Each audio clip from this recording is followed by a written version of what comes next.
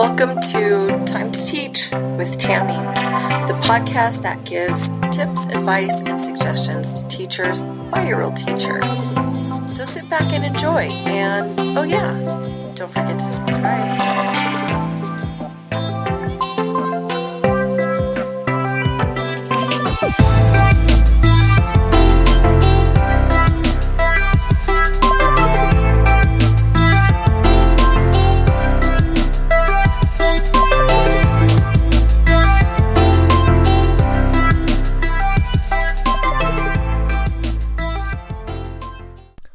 Welcome back to episode 27, part of series 5 called Student Centered.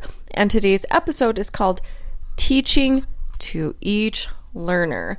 So in this episode, and it might get lengthy, so I might actually break this up into several episodes or a couple of episodes, depending on what is needed. But in today's episode, I'm going to get more into the nitty-gritty of how exactly we teach to each learner, because that has been the overarching big idea in this series, but I wanted to make it a little more concrete. I've touched on it here and there, but I really want to make it concrete for the audience. So that's what we will be taking a deep dive into this episode. But before that, it is time for our new segment, the wins and fails of the week.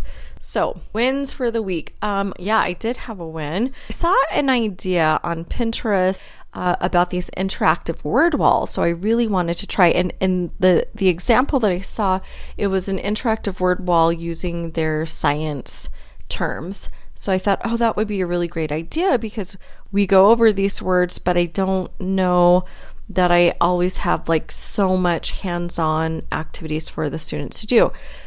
Now, my issue is space in the classroom. I don't have any wall space. I mean, it's just everything. I mean, basically I have lots of shelves that take up any parts of the walls. So the above the shelf would be the bulletin board and things that are already being used in areas that students cannot easily reach. So with much thinking, I kind of looked around to see, is there any space that I can use? And yes, indeed, the sides of the table groups is a great working place.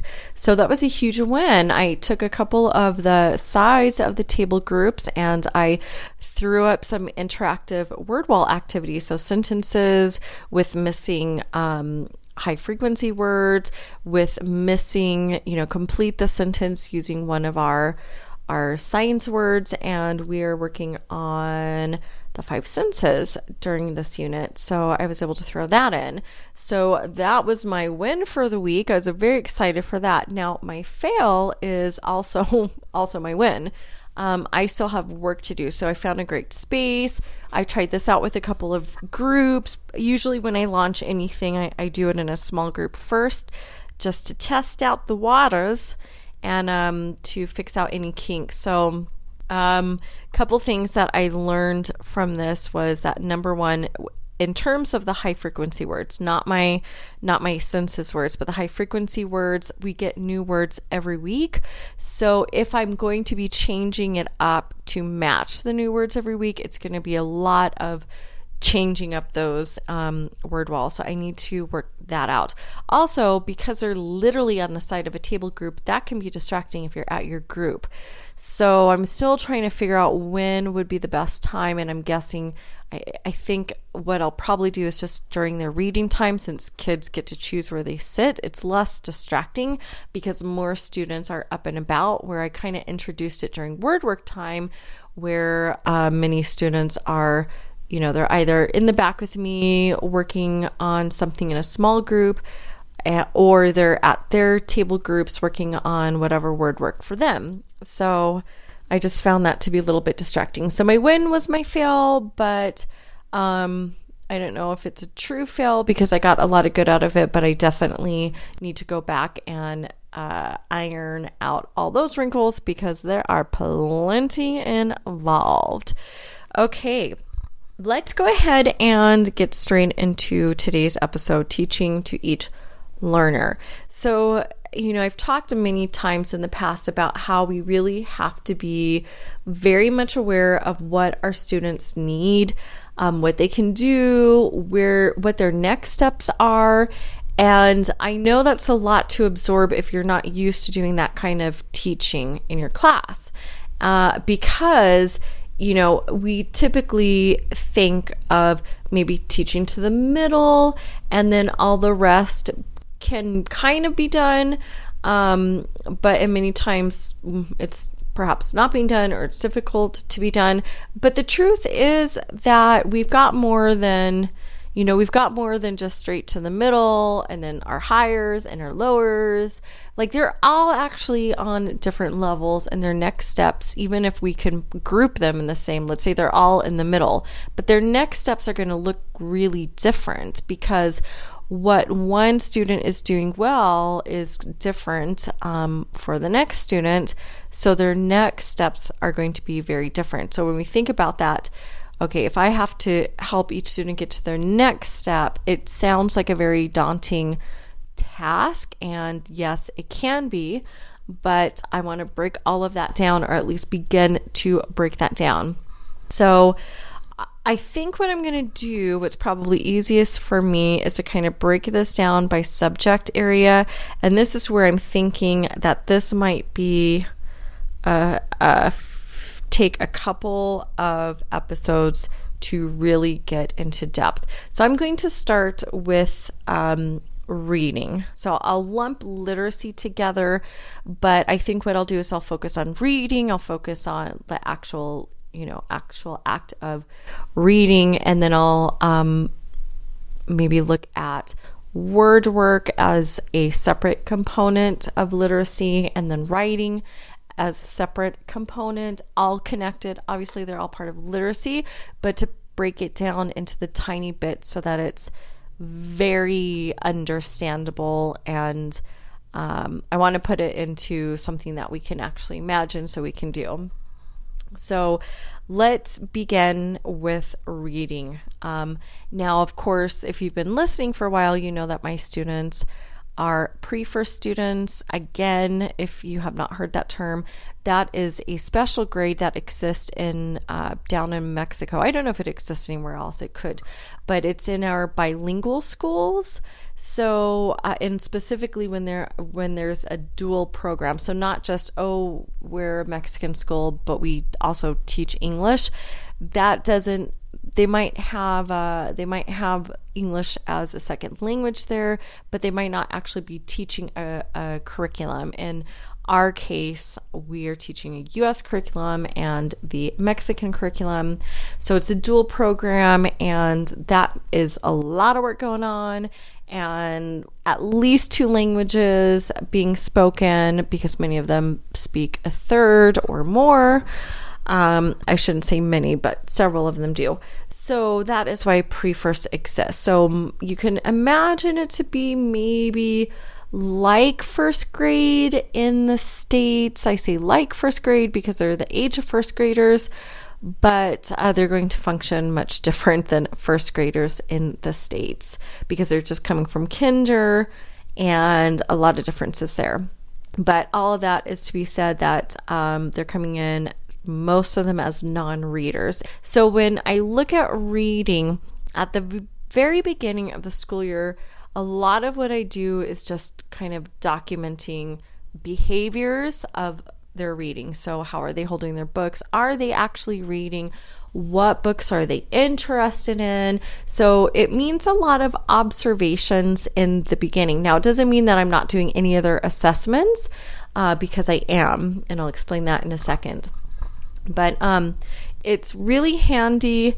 I like to take a lot of anecdotal notes, but it's also, if you have a list of reading behaviors that you can check off for students, that's kind of nice, because then you can then compare it to see what shared behaviors there are among the students, and that might help you with certain teaching points that you might be able to do. So it would allow you that, these students already know how to hold a book. They are already tracking print. They obviously have very good word concept, whatever you're pulling information you can pull out of your observations. If you have a handful of students, you know that they've already got that. You don't need to work so hard on those elements with those students. But if you also likewise observe that you have a handful of students who they're not tracking print, they're maybe not holding the book correctly, whatever it is, then that can tell you that's what we are going to be working on. And maybe those will be small groups. Maybe you'll do a lot of shared reading with them and work on tracking and work on letters that make up words, whatever it is. But that's going to give you information where you can start to group students by their needs. So that is where I really start with reading. So there you can see where instruction is already going to be differentiated and given specifically to what each student needs. Now, what we also do, we in pre-first at the usually the week 3 of the school year, is that we do phonemic awareness assessment. So we're checking to see their blending and segmenting of sounds. We get data that way. We actually give them a book to see, a level A book from Fountas and Pinnell leveling, and just kind of see what they do with it. We'll be able to get some information from that. Specifically, if they are a reader, that's good information for us to know. And then just obviously letter names and letter sounds, and just to see if they happen to know any sight words initially. So all of this is data that helps us to get started with the school year. That's going to let us know who needs more focus on which letters, and you can start grouping based on those needs. Now, as you start your groups, you're going to start seeing levels changing, students advancing, perhaps students not advancing. So you'll continue with your groups of like-minded students in terms of what their needs are. It's also very handy to continue to observe. So your job is not done. You've just basically started grouping and working in small groups. And I like to devote, several days a week. I'm going to be pulling groups. I pull mini groups, but then I want to have a couple of days during the week where I am conferring. So this is where you are doing one-on-one during students' reading time. And I guess it probably would be helpful if I explained what my students are doing while I'm doing all of this. So we have basically 2 reading rotations during the day.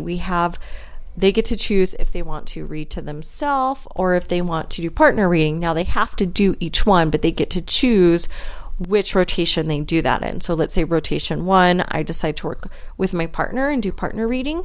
Then the second rotation, I do self-reading because I already did partner reading. And yes, I assign them partners. I'm playing with the idea of maybe having like Friday, you get to choose your partner. I haven't done that yet, but I'm, thinking about getting there and offering that as another, let's work hard during the week, and then maybe we get to have that. I don't know. I'm going to see. But currently I choose their partners and they keep those partners until it's appropriate to change the partners. So students are working on that. And when they're doing their self-reading and their partner reading, that's when I'm doing my small groups. And that is also when I do my conferring. So conferring is going to be very powerful in a few ways. This is where you might just kick back and observe. So remember the beginning of the year when you made all those notes and you started your initial observations, this is continuing. So you're still really doing this at the same time. You're still continuing observing.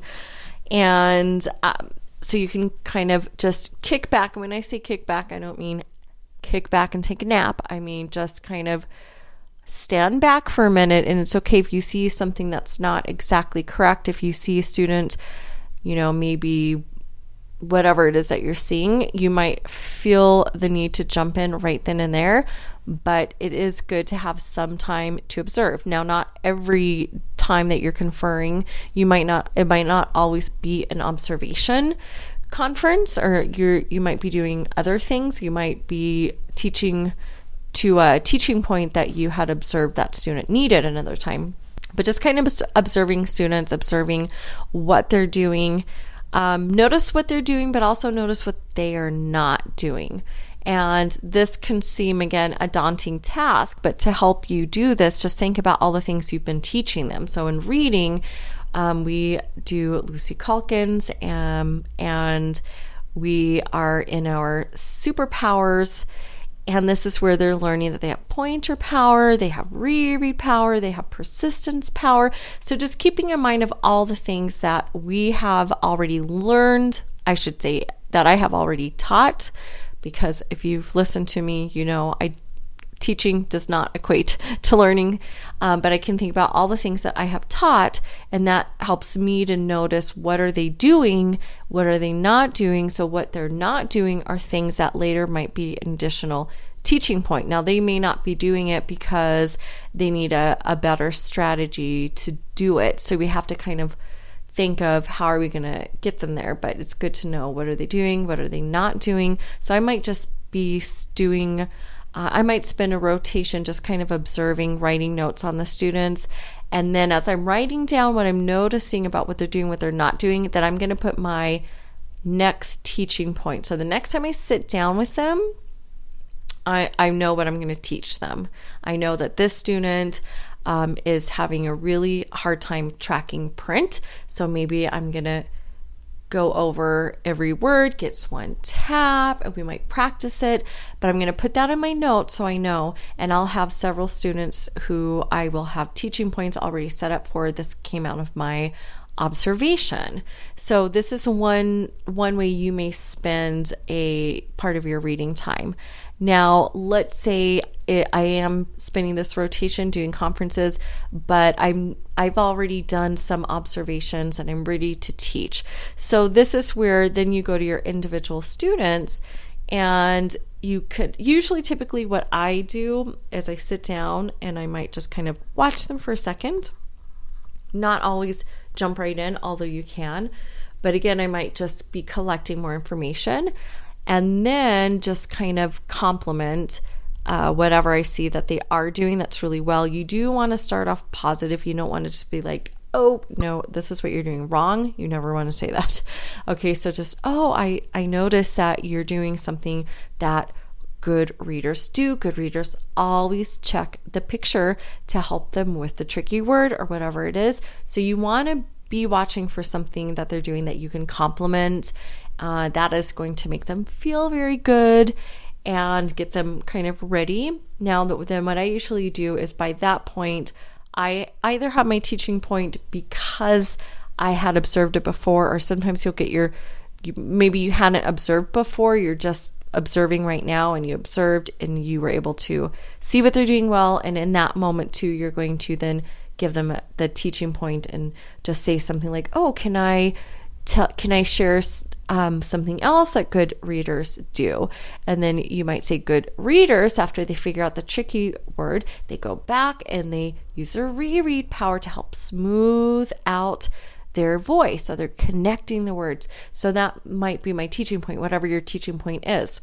The idea is that was very specific to that one student. You saw what the student was doing well and you addressed it because you always want them to continue doing those things that they do well. And then you also addressed what it was that student still needs to work on.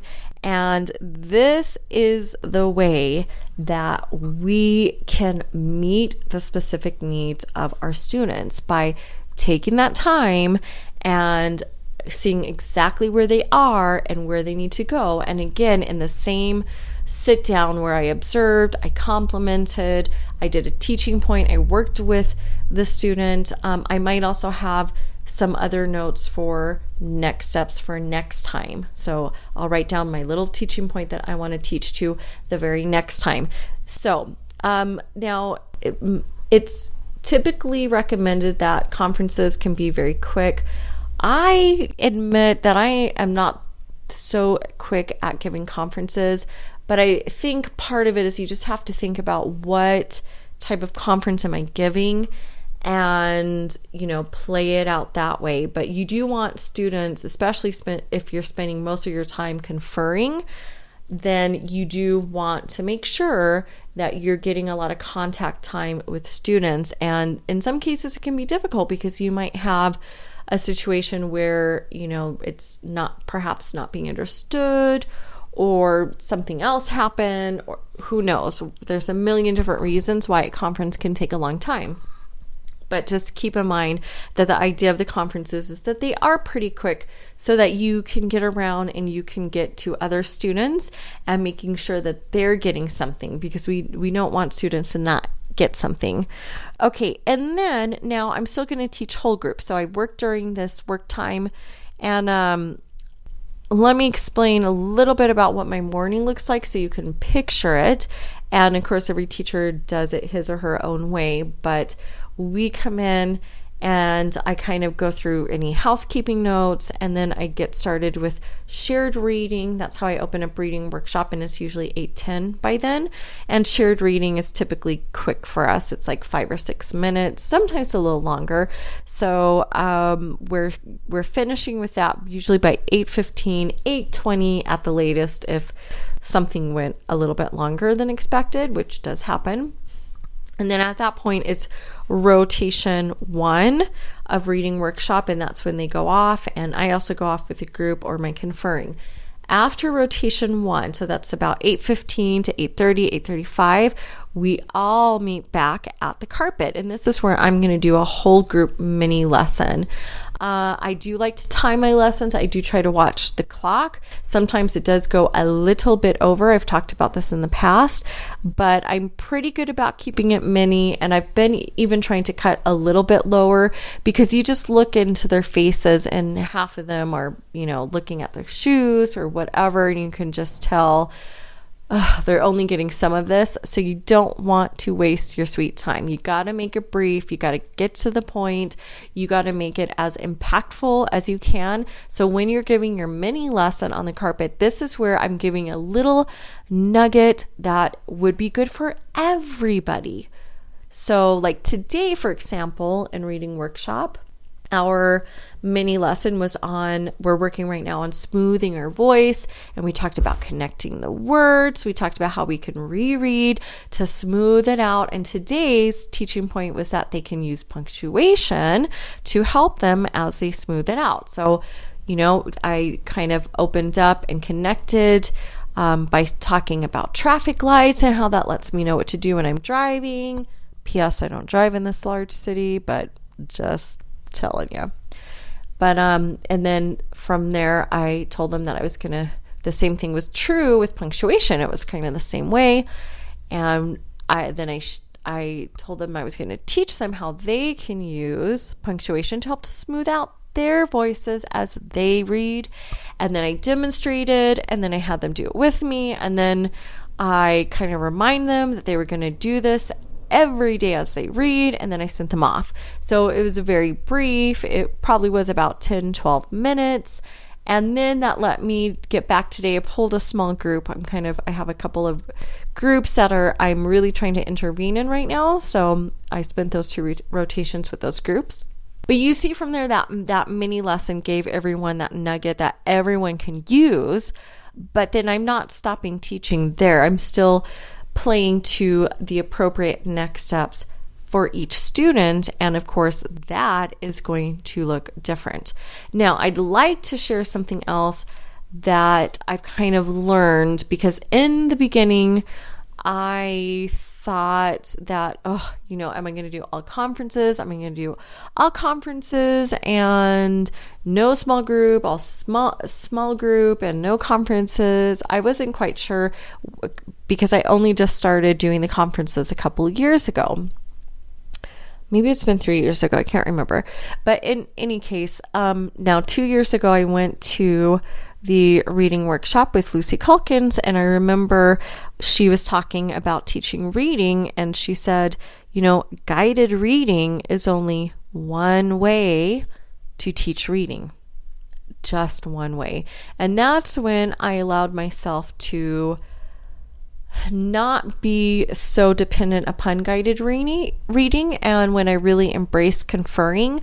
So, and then I discovered that year that I did that, and I did almost all conferring, my students still became readers. So it worked. So you have to kind of find what works, and also knowing that you've got to be teaching to the needs of your students. But what I learned is I can still actually pull a small group and I can confer within a small group. That was kind of a moment that when I realized that, it was a game changer. It really changed the way I was looking at all of this, because I thought it can only be conferences or it can only be small group. No, it can be both. So it definitely can be both, because you can be pulling a group and they can be working on whatever you're having them work, but you can also be observing, taking notes, complimenting, teaching something specific to them while the others are, still working on whatever, because part of their group work with you is going to be, they're working part of the time too. So when I figured that out, it was a huge game changer for me that I can still pull a group. I can still take my notes. I can still teach to individual needs within that group. So that is something that I want to share with you, because it took me a little while to figure it out. Once I figured it out, it was excellent. It changed things hugely. The last thing that I want to share about pulling small groups, I just want to speak a little bit more about the kind of small groups that you're going to be pulling. So I said earlier in the episode that you might be pulling at the beginning of the school year based on behaviors that you're seeing or shared needs.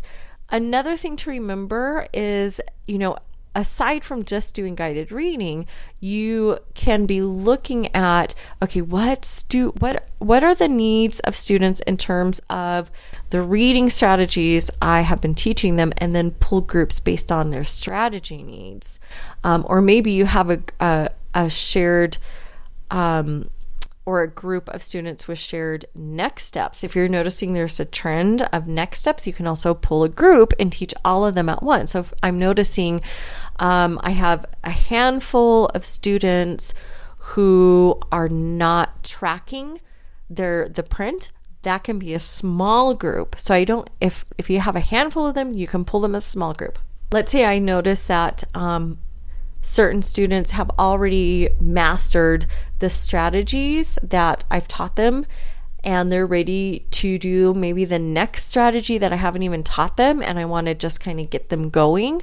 I can pull them, or maybe I want to take that strategy and do a little bit more with it, the strategy that they're really good at, and go a little bit further. I can pull that as a strategy group. So once we get out of our box and we start thinking exactly about how we can work all of this, we start to see that there really is great potential in teaching to what each student needs. Now, of course, you're only one person, and I'm lucky, I'm very fortunate. I have 21 students, but I know the reality of many teachers are that they might have 30 students. They may have more. Especially if you're at the high school level or the secondary level. Of course you'll have more, but I mean, even consider just one class period time. So you're not going to be able to get to every single student every day. This is true. I think we have to be realistic, but this is where good scheduling is going to help you out to make sure that you're getting every student what he or she needs. But the good news is it can be done. And I've heard the frustration from many teachers saying, oh, the needs of my class are just so great and so varied, I don't know where to begin. This is how we can begin. We can begin by individualizing learning for our students. But of course, within that, you're going to see there are going to be shared needs. So use that. If there's a group of students with shared needs, teach the small group to that need. And this is how you're going to get students exactly what they need. And on that note, I'm going to go ahead and conclude today's episode, a little bit shorter than some of the others. I'm feeling kind of good about that. Not sure why, but I think maybe sometimes short and sweet can be nice. You might have noticed that this last series, well, this current series, really series 5, student-centered, is now extending into its second month, and that's a little bit different because typically in the past every series has lasted for about a month. However, I've had a couple of tiny topics within this series, so we've only had a couple of episodes that actually spoke to the series, and there's just quite a bit that I still want to say. So even though the series in the past have been the duration of a month, that does not mean that every series will be that way, as we are seeing with this current series of student-centered. So this will continue until it finishes. That makes sense, right? That's it, you guys. Thank you so much for joining me. And if you enjoyed the show, will you please share it with someone? As always, I'll see you next time. Wait a minute. Wait 1 minute. Before you go, don't forget you can catch our show notes online at www.timetoteach.libsyn. That's libsyn.com. We're also on Facebook at Time to Teach. Don't forget to check out our Facebook group, Teachers for Effective Curriculum. And if you're an educator with your own podcast show, I invite you to join our brand new Facebook group, Teachers Who Podcast. Let's grow a community where we can network, problem solve, and discuss anything and everything podcast related. I'll see you there.